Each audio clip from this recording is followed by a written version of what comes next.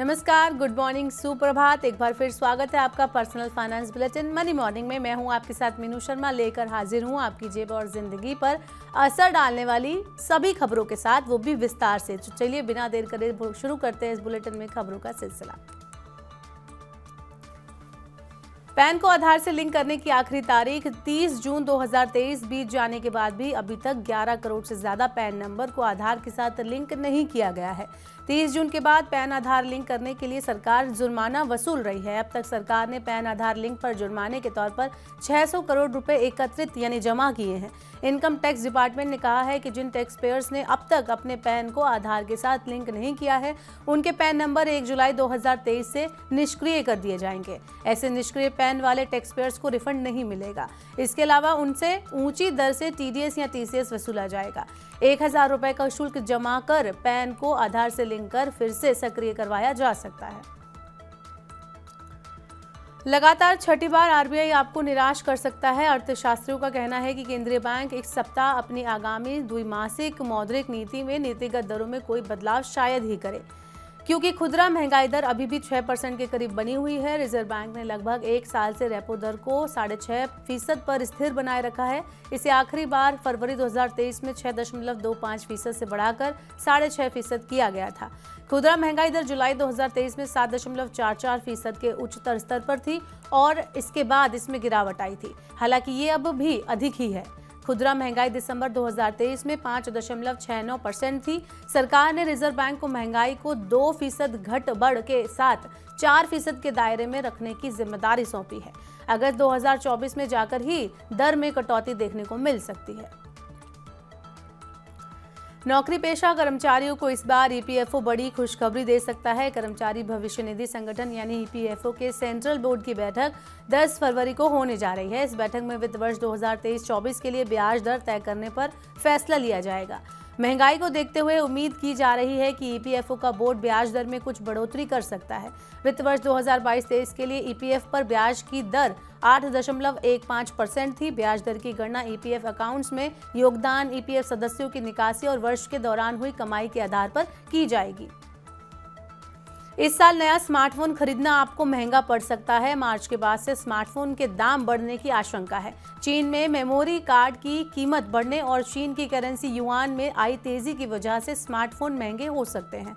Smartphone में उपयोग होने वाली मेमोरी चिप्स के दाम लगातार बढ़ रहे हैं। ऐसे में मेमोरी चिप बनाने वाली सबसे बड़ी कंपनियां सैमसंग और माइक्रोन मार्च तिमाही में दाम में 15 से 20% तक की बढ़ोतरी कर सकती हैं। मेमोरी चिप महंगी होने से सबसे ज्यादा असर 10,000 रुपए तक के बजट स्मार्टफोन पर पड़ेगा, क्योंकि इनकी कुल लागत में मेमोरी चिप का बड़ा हिस्सा होता है।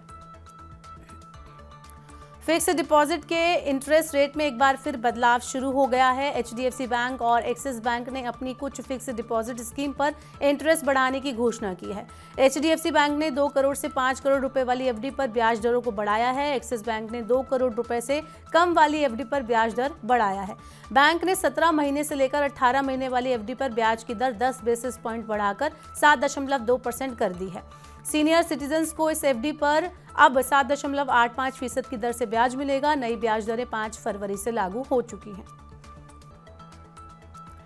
बढ़ती महंगाई के बीच कर्नाटक सरकार ने कैब सेवा के लिए नए किराए की घोषणा की है। ओला, उबर, सिटी टैक्सी जैसे एग्रीगेटर्स के तहत चलने वाली कैब्स के किराए में वृद्धि कर दी गई है, जिसका सीधा असर जनता पर पड़ेगा। राज्य परिवहन विभाग ने किराए को 3 भागों में बांटा है, जिसे वाहनों की लागत के आधार पर तय किया जाएगा। रात में सफर करने वाले यात्रियों को ज्यादा किराया देना होगा, क्योंकि सरकार ने उसके लिए अलग से अधिभार को जोड़ा है। इसके अलावा ज्यादा सामान ले जाने वाले भी अतिरिक्त भुगतान करेंगे। कर्नाटक सरकार ने किराए में संशोधन के बाद नियमों को सख्ती से लागू करने का आदेश दिया है। अगर कोई कैब कंपनी या ड्राइवर तय दर से ज्यादा किराया वसूलता है तो उसके खिलाफ कार्रवाई की जाएगी।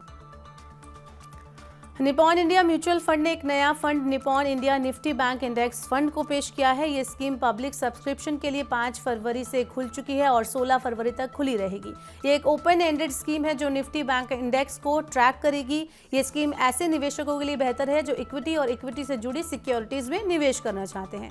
इस स्कीम का निवेश उद्देश्य निफ्टी बैंक इंडेक्स में शामिल सिक्योरिटीज के कुल रिटर्न के बराबर अपने निवेशकों को रिटर्न देना है। सरकारी कंपनी EESL ने ई-कॉमर्स प्लेटफॉर्म शुरू करने की घोषणा की है। इस प्लेटफॉर्म पर ग्राहकों के लिए ऊर्जा दक्ष इलेक्ट्रॉनिक्स आइटम और समाधानों की बिक्री की जाएगी। EESLmart.in पर ग्राहक अभी LED bulb, inverter, LED lamp और पंखे खरीद सकते हैं। बाद में यहाँ 5 स्टार बल्ब और अन्य लाइटें, ऊर्जा दक्ष AC, बिजली बचाने वाली मोटर्स, ई-साइकिल और इंडक्शन कुक स्टोव आदि भी उपलब्ध कराए जाएंगे। EESL एक सरकारी कंपनी है जो विद्युत मंत्रालय के तहत काम करती है।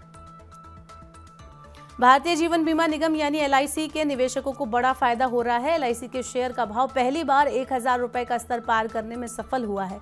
सोमवार को LIC का शेयर 5.90% उछलकर 1000.35 रुपए के स्तर पर बंद हुआ। दिन के कारोबार के दौरान इसने 1027.95 रुपए का स्तर भी छुआ। इस तेजी के साथ LIC का मार्केट कैप 6 लाख करोड़ रुपए के पार हो गया है। LIC का कुल मार्केट कैप 6,32,000 करोड़ रुपए हो गया है। 2 साल पहले LIC ने 949 रुपए के भाव पर IPO में अपने शेयरों की बिक्री की थी। अनचाही कॉल्स पर रोक लगाने में विफल रहने वाली टेलीकॉम कंपनियों के खिलाफ ट्राई ने अब सख्त रुख अपनाया है। ट्राई ने अनचाही कॉल्स और मैसेज पर रोक लगाने में विफल रहने पर टेलीकॉम कंपनियों पर बड़ी कार्रवाई की है। ट्राई ने टेलीकॉम कंपनियों पर जुर्माना लगाया है। ट्राई ने अब तक दूरसंचार कंपनियों पर 110 करोड़ रुपए का जुर्माना लगाया है। अनचाही कॉल्स और मैसेजेस पर सरकार अब सख्त हो गई है। ट्राई ने 74,000 से ज्यादा ऐसे मोबाइल नंबर बंद कर दिए हैं जिनका इस्तेमाल अनचाहे कॉल्स और मैसेजेस करने में किया जा रहा था। तो आज के मनी मॉर्निंग के बुलेटिन में फिलहाल के लिए इतना ही। अपने काम की जरूरी खबरें देखने और समझने के लिए सब्सक्राइब करें हमारे YouTube चैनल को। वहीं पर्सनल फाइनेंस से जुड़ी खबरों को आप पढ़ना चाहते हैं, समझना चाहते हैं तो हमारी वेबसाइट www.money9.com पर विजिट करें। यहाँ पर आपको 7 अलग अलग भाषाओं में पढ़ने और समझने को मिलेंगी पर्सनल फाइनेंस से जुड़ी तमाम बड़ी खबरें। वही खास कार्यक्रम आप देखना चाहते हैं तो मनी 9 के सुपर ऐप को जरूर डाउनलोड कर लें। फिलहाल के लिए इस बुलेटिन में इतना ही। बने रहिए मनी 9 के साथ। नमस्कार।